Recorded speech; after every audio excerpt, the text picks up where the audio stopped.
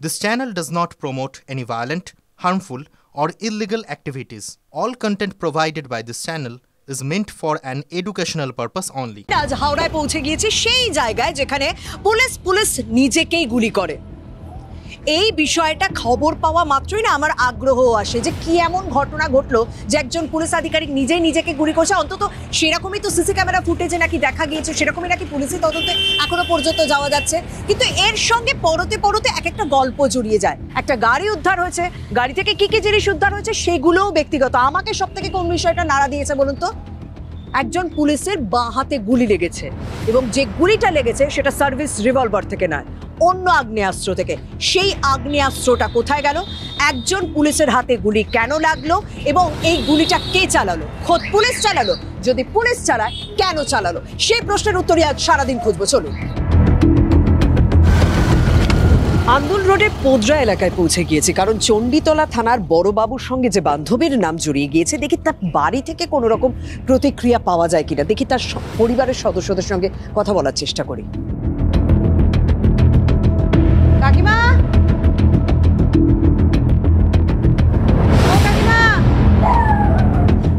কি হয়েছে? কি রটিয়েছেটা কি তোমার? রটিয়েছে যেমন মেয়ে একটা লোক যদি রাস্তায় কাতরায় তাকে যদি তুলে নিয়ে হসপিটালে দেয়, এটা কি কোনো অপরাধ করে? একদম না। সব প্রত্যেকটা মানুষের তাই করা উচিত, প্রত্যেকটা মানুষের তাই করা। হসপিটালে দিয়েছে, এবার কোথায় দেবে তখন দিশা হারিয়ে ফেলবে যে আমি কোথায় দেব। কিন্তু জানেন তো এখন হাসপাতাল থেকে কি বলছে?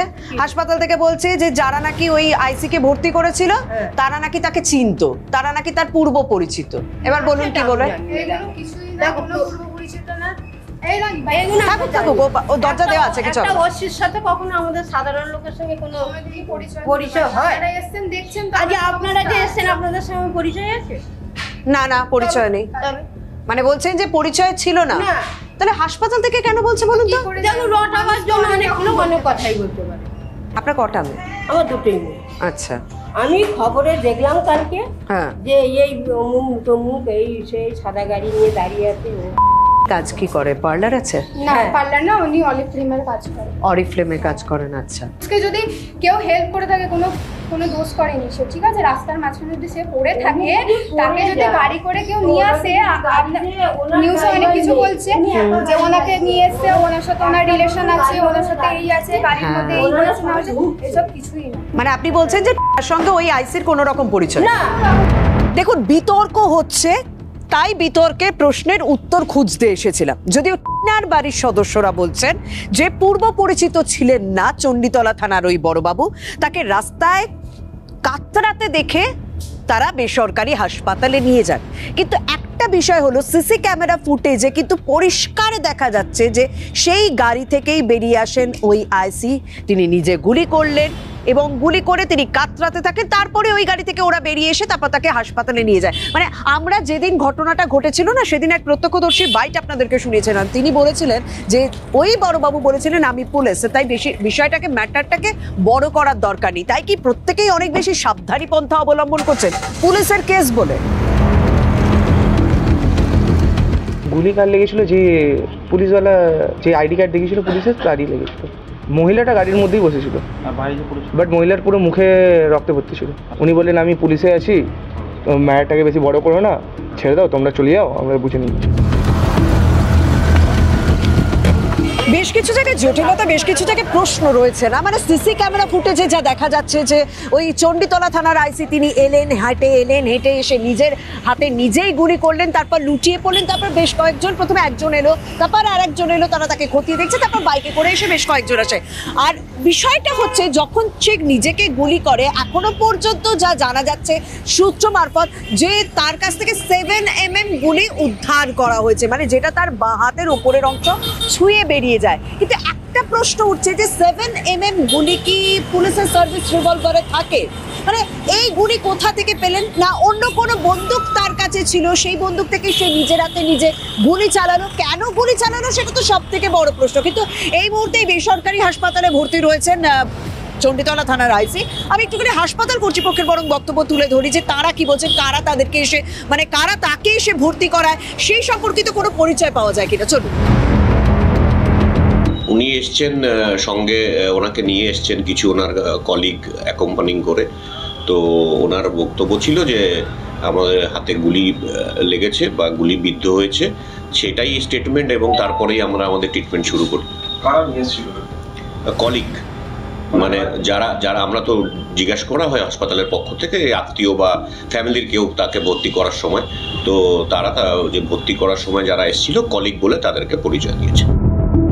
তাহলে আরো একটা জায়গায় ধোঁয়াশা তৈরি হলো। এই বেসরকারি হাসপাতালের ফ্যাসিলিটি ডিরেক্টর তিনি বলছেন যারা এই আইসিকে ভর্তি করাতে এসেছিলেন তিনি তার পূর্ব পরিচিত, তিনি তার সহকর্মী বলে এরকম একটা পরিচয় দেওয়া হয়েছিল। ওই দিকেও ওই তরুণীর মা, মানে যার নাম জড়িয়ে গিয়েছে আইসির সঙ্গে, তার বান্ধবীর মা, তারা কিন্তু বলছে যে তারা কোনো রকম পূর্ব পরিচিত ছিল না। রাস্তায় আইসিকে সে এরকম রক্তাক্ত অবস্থায় দেখে, সাধারণ মানুষের যে কর্তব্য, তারপর তারা এই বেসরকারি হাসপাতালে এসে ভর্তি করে। কিন্তু কনফিউশনের জায়গাটা এখানেই শুরু হয়ে গিয়েছে যে বান্ধবীর মায়ের একরকম বক্তব্য এবং বেসরকারি হাসপাতালের ফ্যাসিলিটি ডিরেক্টরের একরকম বক্তব্য। কে সত্যি কথা বলছে এইখানেই কিন্তু তাই প্রথম যে বিতর্ক দেখা দিয়েছিল, যে প্রথম বিতর্ক শুরু হয়ে গিয়েছিল যে এই বান্ধবীর সঙ্গেই বচসা, এই বান্ধবীকেই 23 থেকে 25,000 টাকা শপিং করা নিয়ে বান্ধবীর সঙ্গেই অশান্তি, যে অশান্তির জারে সে নিজেই নিজের হাতে গুলি করে, তাহলে তো সেই তত্ত্বেই শিলমোহর পড়ছে। কিন্তু এক্ষেত্রেও বেশ কিছু প্রশ্ন রয়েছে এক্ষেত্রেও, কারণ তিনি যেহেতু কর্তব্যরত চণ্ডীতলা থানার আইসি, তিনি কিভাবে নিজের জায়গা ছেড়ে বেরিয়ে এলেন, সেই প্রশ্নের উত্তরগুলোও কিন্তু খুঁজতে হবে। তার সঙ্গে কি পরিচয় আছে? আমার বন্ধু, বান্ধবী। হ্যাঁ, তোমার বান্ধবীরা। জয়ন্তবাবুর সঙ্গে কি কোনো রকম পরিচয়? পরিচয় অ্যাকচুয়ালি আমি জানি না, জয়ন্তবাবুকে আমি চিনি। আচ্ছা, কিভাবে? দাদা খাতিরেই ছিল। খাতিরে ছিলেন। ঠিক কি ঘটেছিল সেদিন রাতে আমাকে একটুখানি বলুন তো। এক্স্যাক্টলি তো আমি কিছু জানি না, আমার কাছে একটা কল এলো, তো কল আসলো যখন, আমি তখন নাইট ডিউটি করছি, টোল ট্যাক্সে জব করি আমি।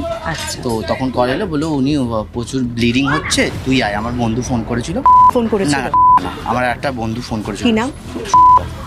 ফোন করেছিল, তো আমি যাই, গিয়ে দেখি উনি অনেক ব্লিডিং হচ্ছিল। তো ওখানে পৌঁছাতেই দেরি হয়ে গেছিলো। তারপরে বললো কী করবো, কোনো হসপিটালে নিয়ে যেতে হবে। তো সরকারি হসপিটালে তো এখন যাওয়া সম্ভব না, তো সামনে প্রাইভেট নারায়ণী ছিল, এনেইছে ভর্তি করেছি। এনেইছে অ্যাডমিশন করানোর সময় কথা বলেছিলাম যে আমার ভাই হই, ওনার ভাই হই, পরিচয় তো কিছু দিতে হবে, তো ভাই হই বলেছিল। আর মা এই মুহূর্তে দাঁড়িয়ে বলছে যে দেখেছেন, হ্যাঁ আমি কথা বলি, উনি বলছেন যে চেনেই না কি না। আচ্ছা, মানে আমরা বলুন তো, সব তো ফ্যামিলিতে সব কিছু বলা যায় না, এবার বলে রাখে না। তো সেক্ষেত্রে হয়তো উনি ঘাবড়ে গিয়ে বলে ফেলেছে। সেদিন রাতে তুমি ওই ঘটনাস্থলে ছিলে, কাঁপছো কেন? না কাঁপিনি, ভয় পাওয়ার না, বলুন কি ঘটেছিল? কি ঘটেছিল সেটা বলতে পারবো না। একটু ওই যে জয়ন্ত পাল, ওনাকে আমরা রক্তাক্ত অবস্থায় দেখতে পাই, ও দেখে রেস্কিউ করে হসপিটালে নিয়ে যায়, ব্যাস, এর থেকে বেশি কিছু আমি জানি না। জানেন না? আচ্ছা, নীল গাড়িতে আপনারা ছিলেন? না, নীল গাড়িতে না। আপনারা কোন গাড়িতে ছিলেন? আমরা গাড়িতে, কোনো গাড়িতেই ছিলাম না, আমরা ওখান দিয়ে বেরোচ্ছিলাম গড়ি দিয়ে, তো ওনাকে ওই অবস্থায় আমি দেখতে পাই। আপনার সঙ্গে বন্ধুত্ব আছে? জয়ন্তকে আগে চিনতেন? জয়ন্ত পালকে আগে চিনতেন? তো না, সেরকম ভাবে চিনি না, মানে ওনাকে ওই অবস্থাতেই দেখতে পাই। জয়ন্তকে আগে চিনতেন? হ্যাঁ কিনা? জয়ন্তবাবুকে চিনতাম কি না, জয়ন্তবাবুকে না সেরকম ভাবে চিনি না, তো আমার বন্ধু হয়, আমার বন্ধু হয়। আমার প্রশ্ন, জয়ন্তবাবুকে চিনতেন হ্যাঁ কি না? সেরকম ভাবে আমি চিনি না, মানে সূত্রে চেনা আমার। হ্যাঁ, এটাই আমি বলছি, সূত্রে কতবার দেখা সাক্ষাৎ হয়েছে? ওই প্রথমেই, মানে ওই ওখানেই, মানে আমার বন্ধু হয়, সাথেই আমার ওখানে যাওয়া, তো ওখানেই ওই অবস্থায় দেখতে পাই, আমরা রেস্কিউ করে হসপিটালে দিয়ে আসি। আগে জয়ন্তের সঙ্গে কোনোদিন আপনাদের দেখা সাক্ষাৎ হয়নি? জয়ন্ত মাঝে মাঝে যখন সঙ্গে দেখা করতে আসতো, কোনোদিনও দেখা সাক্ষাৎ হয়নি? ওটাই প্রথম দেখা জয়ন্তের সঙ্গে? তোমার সব বন্ধু কি এক কথা বলছে? সেটা বলতে পারবো না কি বলছে। আচ্ছা, তারপর মানে হঠাৎ করে তাকে রক্তাক্ত অবস্থায় দেখলে, তার আগে কোনো গুলির আওয়াজ পাওনি? না, হঠাৎ রক্তাক্ত অবস্থায়। আমরা তো সিসি ক্যামেরা ফুটেজে যেটা দেখছি, গুলি করার সঙ্গে সঙ্গে তোমরা এসেছো। আমরা বেরোচ্ছিলাম গলি দিয়ে, গুলি করার সঙ্গে সঙ্গে এসেছো। তুমি যদি 100 মিটার দূরত্ব বা 50 মিটার দূরত্বেও থাকো, তুমি তো গুলির আওয়াজ পাবে। পাওয়ার তো কথা। হ্যাঁ, তাহলে পাওনি বলছো? না, তো প্রথমে ছিল, তারপর ডিউটিতে গিয়েছিল, তারপর আমি ফোন করে ওকে ডেকেছিলাম। প্রথমে ছিল? প্রথমে কটা নাগাদ ছিল? তোমাদের সঙ্গে কতক্ষণ ছিল? সেটাই বলতো না, বেরিয়ে গিয়েছিল। বেরিয়ে তো গেছিল, বেরোনোর টাইমটা মনে আছে? আমি তো ঢুকেছিলাম পরে, আমি ওকে দেখতে পাই। কতক্ষণ তোমার সঙ্গে ছিল? ওই তো ওইটুখানি টাইম। কোনটুকুনি টাইম? 9:30 থেকে 10:30, 1 ঘন্টা। 9:30 থেকে 10:30 একসঙ্গে তোমরা ছিলে। কি ডিউটি থেকে তোমার সঙ্গে এসেছিল তা আমি অত কথা জানি না। তার আগে কোথাও ছিল, হাতে ব্যাগ কিছু ছিল? হ্যাঁ শপিং ব্যাগ কিছু ছিল? আচ্ছা, চণ্ডীতলা থানার বড়বাবুর সেই রক্তাক্ত অবস্থায় কারা কারা দেখেছেন, 4 জনের নাম উঠে এসেছিল। তার মধ্যে 2 জনকে আমরা ট্র্যাক করতে পেরেছি, যারা ওই বান্ধবীর মানে জয়ন্তবাবুর বান্ধবীর আবার বন্ধু। তাদের বক্তব্যে কিন্তু বেশ কিছু অসঙ্গতি পাওয়া যাচ্ছে, টাইম নিয়ে অসঙ্গতি পাওয়া যাচ্ছে, কি অবস্থায় তারা দেখেছেন সেই নিয়ে অসঙ্গতি পাওয়া যাচ্ছে, ওই ঘরে কতজন ছিল মানে যে ফ্ল্যাটের প্রসঙ্গ উঠে আসে সেই ফ্ল্যাটে কতজন ছিল সেই নিয়ে অসঙ্গতি রয়েছে। মানে একটা না বিষয় মনে হচ্ছে যে একটা বক্তব্য কানে শুনিয়ে দেওয়া হয়েছে, সেটা তারা রিপিট করে যাচ্ছেন। যে বক্তব্যটা সকালে ওই তরুণীর মা বলেছিলেন আমাদেরকে, পরে অবশ্য আরো অনেক কিছু বেরিয়ে আসে, সেই বক্তব্যটা কন্টিনিউ ক্যাসেটের মতো বাজছে, কিন্তু সঠিক প্রশ্নের উত্তর কিন্তু পাচ্ছি না আমরা।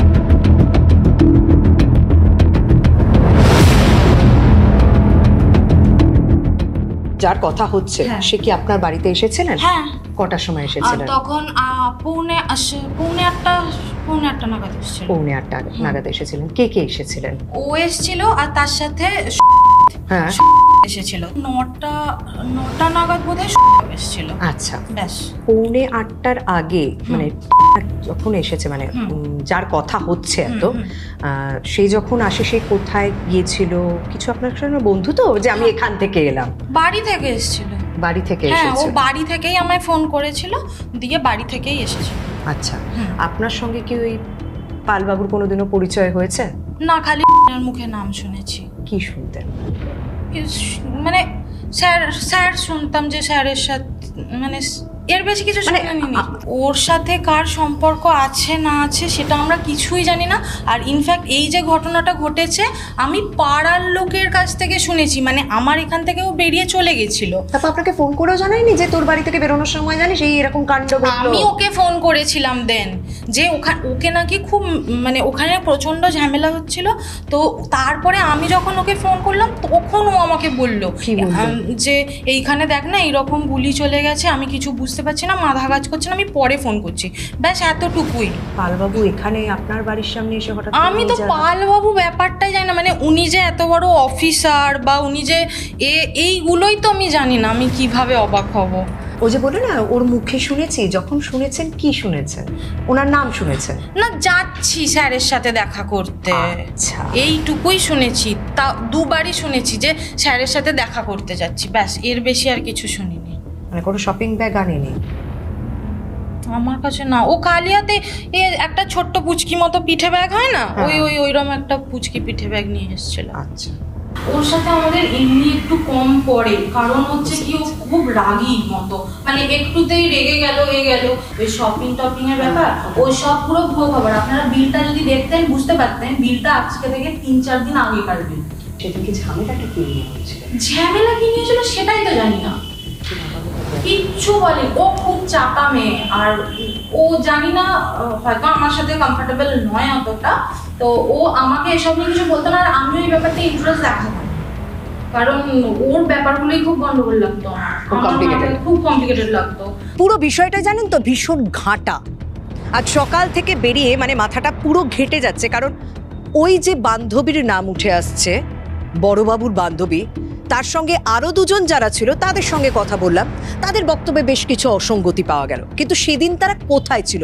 তখন আরো এক বান্ধবীর নাম পাওয়া গেল, তার বাড়িতে এলাম, সে কিন্তু কনফার্ম বলছে যে শপিংটা কোনো ইস্যু ছিল না। হ্যাঁ, অশান্তি হচ্ছিল, পাড়ার লোক কথা বলতে বলতে যাচ্ছিল যে পাড়ায় অশান্তি হচ্ছে, ওই রোগা মতো মেয়েটার সঙ্গে কোনো পুলিশের একটা অশান্তি হচ্ছে, ঘুরে পর্যন্ত চলে গিয়েছে। কিন্তু শপিংটা নাকি কোনো ইস্যুই ছিল না, কারণ এই বান্ধবী আবার তিনি বলে দিচ্ছেন যে ওই বিলটা কয়েকদিন আগের বিল, সেদিনকার বিল নয়। তাহলে কি সেদিন অন্য কোনো ইস্যু নিয়ে অশান্তি হচ্ছিল? এই প্রশ্ন কিন্তু উঠছে। তবে পুরো বিষয়টাই ভীষণ একটুখানি অন্যরকমভাবে হয়ে রয়েছে। যাই হোক, প্রত্যেকেই এই মুহূর্তে পুলিশের বিষয় বলে, পুলিশের কেস বলে একটু বাঁধো হয়ে রয়েছেন। এখনো পর্যন্ত সূত্র মারফত দারোগার সম্পর্কে বেশ কিছু তথ্য পাওয়া যাচ্ছে যে একাধিক নারী সঙ্গ ছিল এবং সেই নিয়ে দারোগার স্ত্রীর সঙ্গে তার বনিবনা হতো না, যে কারণেই দারোগার স্ত্রী মানে এই বড়বাবুর স্ত্রী তিনি উচ্চ আধিকারিককে জানিয়েছিলেন। এবং আরো বেশ কিছু খবর রয়েছে যে 2014 থেকে 15 খানাকুল থানার ওসি ছিলেন তিনি। গুড়াপ থেকে মগরা এই বড়বাবুর রীতিমতো সাম্রাজ্য রয়েছে। শেয়ারে তিনি আবার একটা পানশালাও চালান। জেলার বড় বড় পুলিশ আধিকারিক কালো কাচ ঢাকা গাড়িতে ওই পানশালায় যেতেন, এরকমই সূত্র মারফত খবর পাওয়া যাচ্ছে। অর্থাৎ এই রহস্যময়ীর ভূমিকা, তার পাশাপাশি এই গোটা ঘটনায় এই থানা চণ্ডীতলা থানার বড়বাবুর আইসি মানে চণ্ডীতলা থানার বড়বাবুর ভূমিকাও কিন্তু ভীষণভাবে খতিয়ে দেখা উচিত। অনেকটা সময় কেটে গিয়েছে, অনেক ঘন্টা পেরিয়ে গেছে, এখনো পর্যন্ত এই বিষয়ে কি কি তথ্য পেয়েছে পুলিশ? প্রশ্ন তো উঠবেই, কারণ আমি একদিন কয়েক ঘন্টা এসে এতগুলো মানুষকে জিজ্ঞাসাবাদ করে এত কিছু তথ্য পেলাম, সেই সমস্ত বিষয়গুলো কি আদৌ পুলিশ খোঁজার চেষ্টা করেছে, না বিষয়টা এখন কোথাও ধামাচাপা দেওয়ার চেষ্টা চলছে?